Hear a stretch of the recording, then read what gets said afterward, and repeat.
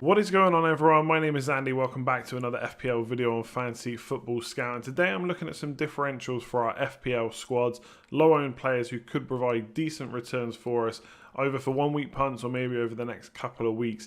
And we're going to kick off straight away with Marcus Alonso, 6.2 million, just 4.1% ownership.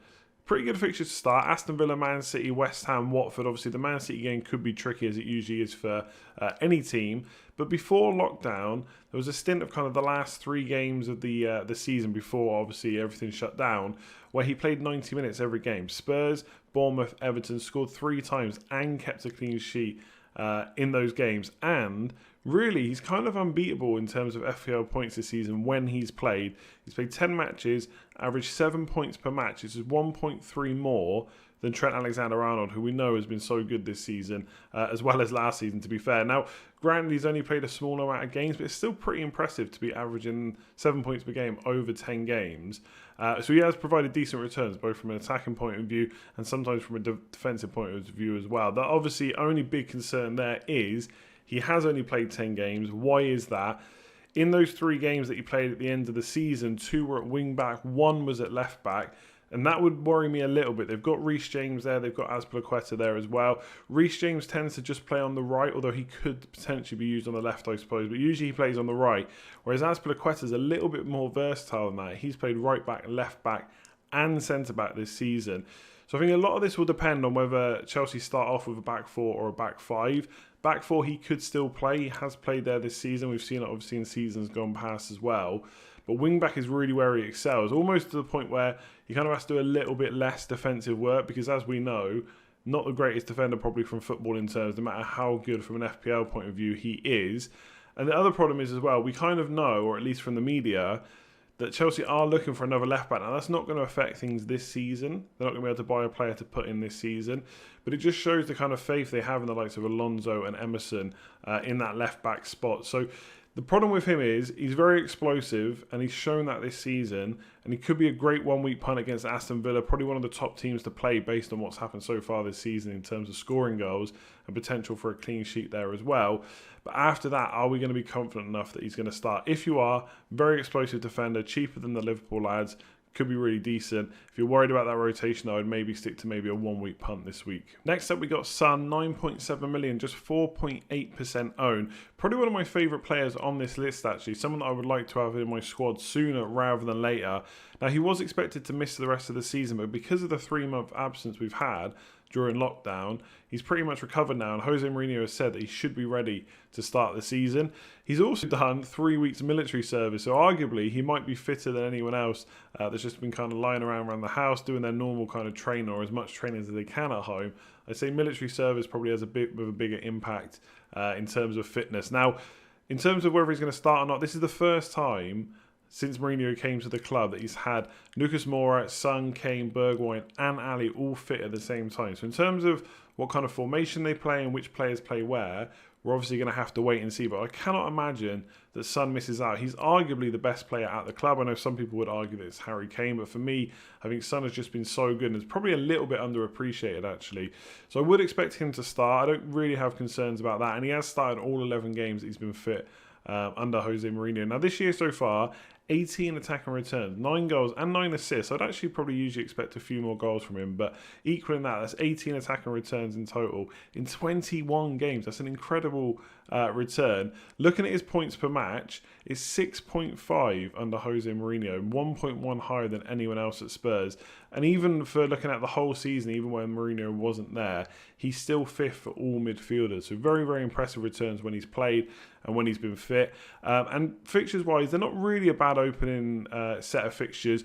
There's a couple that stand out there. Sheffield United away, obviously, if we think that Sheffield United are going to continue to defend how they have for the rest of the or for the season gone so far and not concede so many goals, then that is going to be a problem potentially. And Man United is really going to depend how Mourinho kind of sets up to play that game.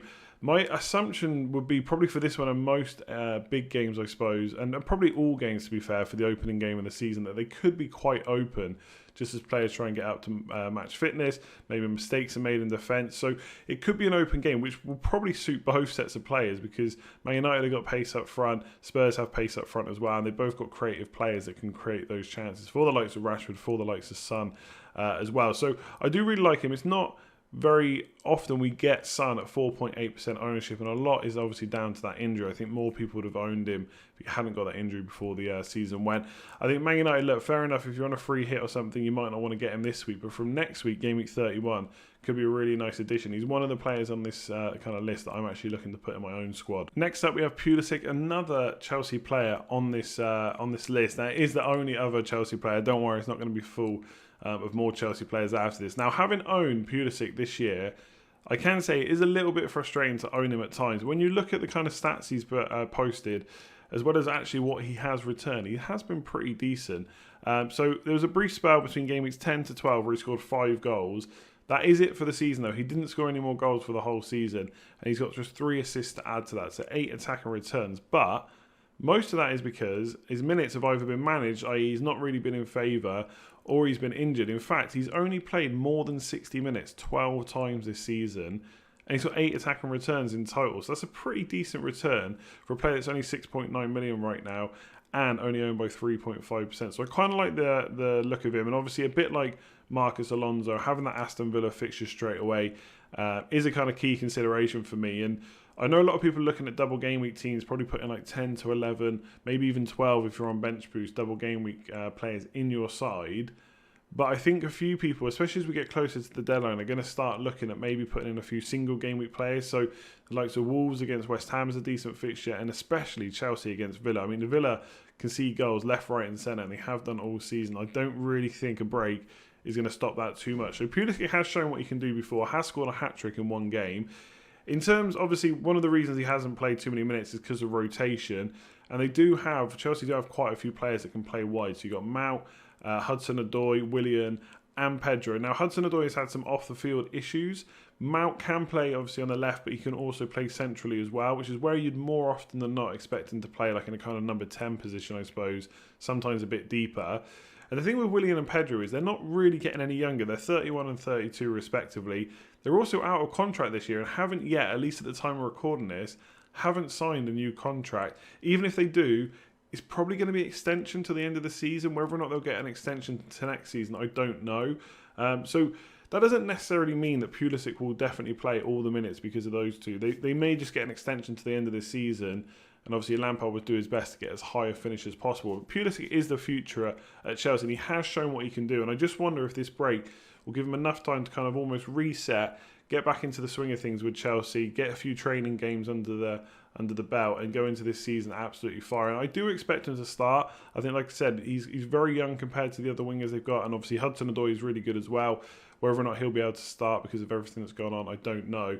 But I am expecting Pulisic to start, and if he starts off with the stats he has posted so far this season, and yes, unfortunately, sometimes he hasn't quite got the end product right, but I think if he keeps getting the amount of chances he's been getting so far, 8 returns in at least 12 games where he's played 60 minutes or more is pretty decent, and he could be an option. Whether or not he's an option for the first 4 game weeks, I mean, that really depends, like Alonso, whether you think he's going to keep starting. But around the 6.9 million price, there's not a huge amount of options. So I really like him for Villa and maybe even beyond that. The next up is Paul Pogba, 8.3 million, just 2.9% ownership. And Man United are always a popular team. We always see that when a player does well, lots of managers jump on and they rise in price quite quickly. But even probably more so than normal, they're very popular right now, at least from game week 31 onwards. A bit like Son, whether or not you want to target them for that Spurs away game really depends on how you think squads are going to come back and play. I think games could be quite open. Either way, lots of people are looking at Man United, and one of the reasons for that is, of course, Bruno Fernandes, just how he came in and, I wouldn't say transformed, I wouldn't say Man United are suddenly this godlike side that are going to compete with Man City and Liverpool. They definitely look better with Bruno Fernandes in the side. The biggest problem now comes we haven't yet seen, a bit like Spurs with the 5 players I mentioned that are all available under Mourinho, we haven't had Pogba, Rashford, Martial and Bruno Fernandes all fit at the same time. Will one of them become the more dominant player? Will the points be spread around? Where will Bruno Fernandes play? Where will Pogba play? Will they play 4-2-3-1? And if they do, who gets that number 10 spot? My guess would be Fernandes, and Pogba will continue to be deep, but it could be the other way around. We just don't know. Looking at the kind of pedigree of Pogba, we don't really have anything to go on this season. Not too much anyway, because he's not really played too many minutes. And the injury it was a bit of a weird one where he was like, it was fine. Oh no, now he's injured again. Yeah, he'll be back soon. No, he's not going to be back soon. So I'm not really sure what happened there. But I do wonder if in the current climate, it's going to be a bit harder for some clubs to spend money. Who is going to take Pogba on for his wages? He might have to just kind of like buckle down now and really go for it. And potentially, a bit like I guess the fans are spurred on by the fact that Fernandes is there. Maybe Pogba will be too. Maybe someone's actually around now that could take his crown as the best player at the club. And maybe he'll want to prove that he is still the man. That's obviously all speculation, but it could happen.